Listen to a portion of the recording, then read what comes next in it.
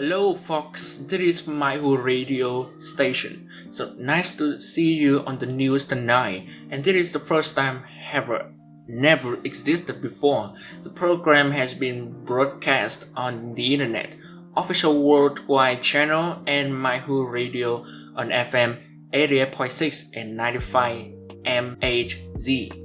So as you all know, life on Mars after the cataclysm occurred on Earth had many struggles and difficulties, but it was also the basis for society to leap to a new step, breakthrough development with high technologies. And in this first broadcast, I won't talk about that cataclysm again.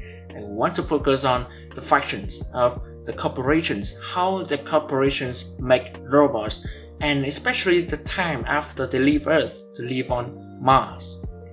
Participating in this evening, I have invited 6 very special and influential guests, 6 senior leaders of 5 robot manufacturing and development corporations, CEO of Space Tech, Mr. Alan Colony, 2 representatives of the Oversight Committee of Defense and Security Corporation, Mr. DSC and Miss DSC. Actually, DSC today does not have a CEO, and these 2 friends want to use aliases, okay?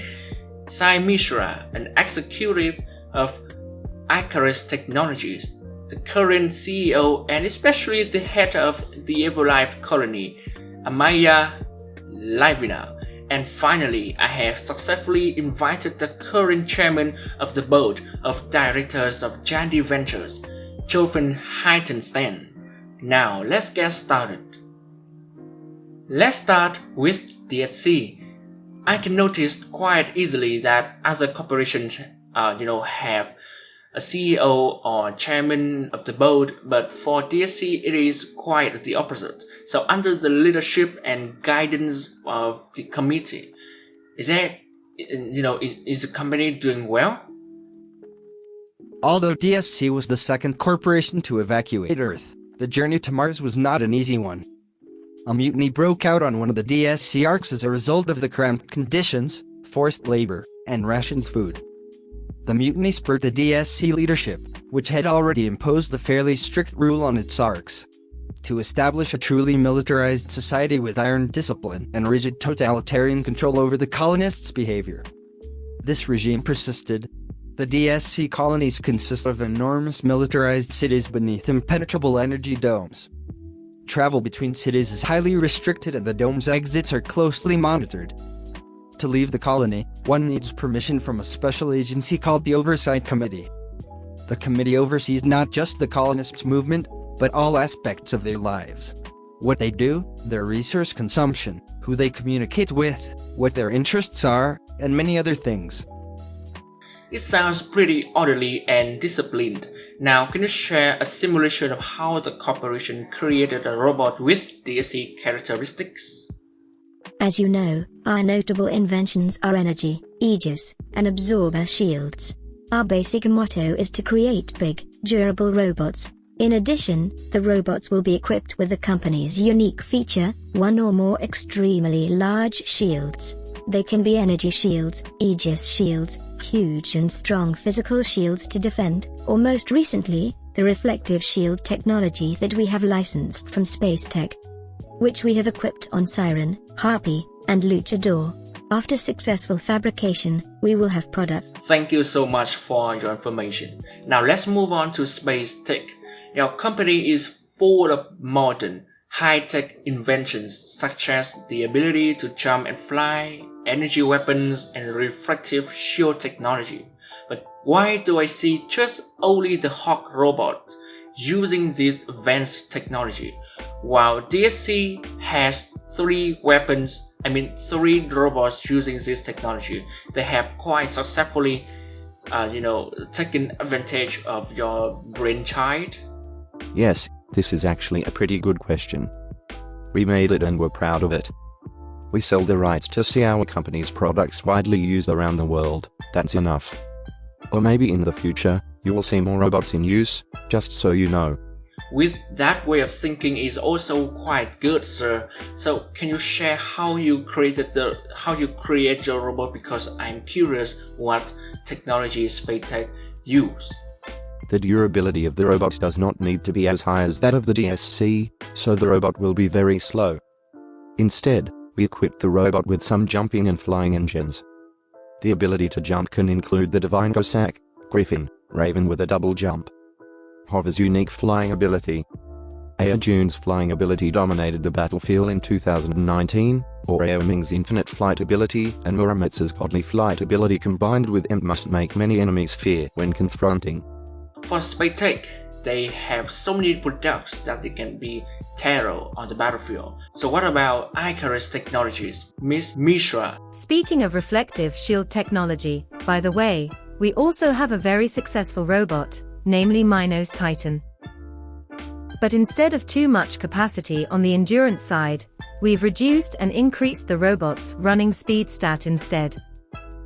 This allows Titan to be more maneuverable in some situations, such as catching a beacon, or chasing or running away from enemies. Not to mention, I had a pretty heated argument with a co-worker about increasing the number of units of the acceleration's special ability. In fact, before that, in the plan to build the robot, there was only one unit. We also have another rather special shield technology, which is the absorbing shield. Successfully applied on the Pantheon trio of robots, so much so that many pilots, when confronting them, had to scream in terror, and they demonstrated to reduce the power of 3 robots. As for the tanky robot, we succeeded in creating Revenant. The original special ability is somewhat similar to the Yang Di Scorpion, but we've tweaked it a bit to make it different from the Scorpion. Yet Yendi's side kept asking us to go to court all these years. God, so terrible. We haven't given up yet. I'm already making an application to the Supreme Court. Wait for the news, lady. Whoa, okay sir, please keep the peace, I guess.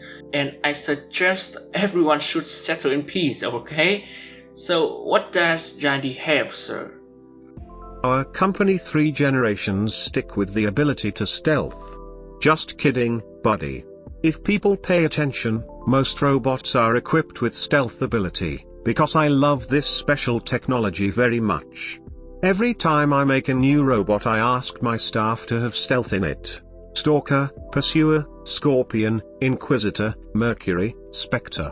But gradually they became popular, so we have been focusing more on tanky robots lately.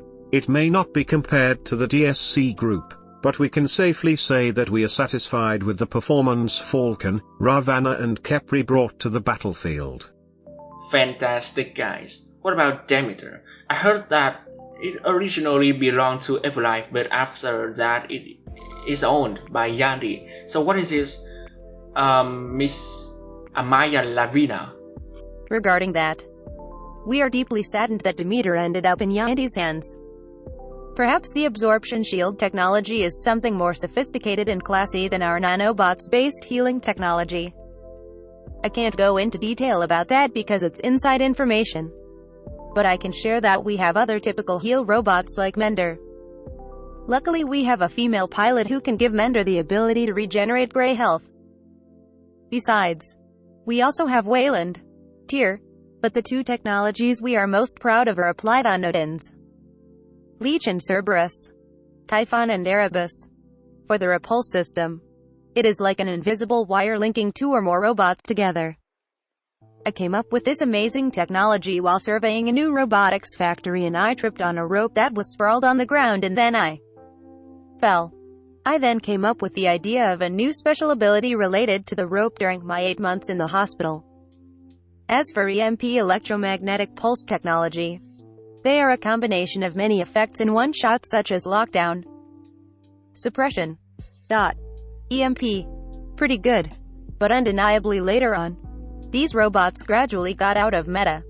Only the EMP technology on SpaceX Muramit's Titan is different. They have really optimized this technology very well, far beyond what we do with our robots. Okay, thank you so much for your sharing your voice and the way you speak cute, really. Okay, thank you so much, Fox, for your appearance and your wonderful sharing. Hopefully, we can have more like this in the future on the Maihu radio station. Okay, until next time, thank you for listening. Have a good night.